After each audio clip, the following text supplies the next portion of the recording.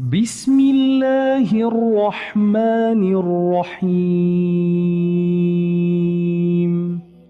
أرأيت الذي يكذب بالدين فذلك الذي يدع اليتيم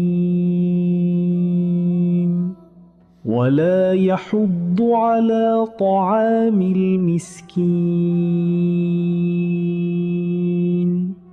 فويل للمصلين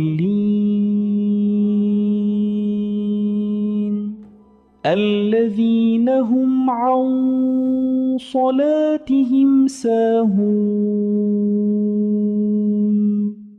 الذين هم يراءون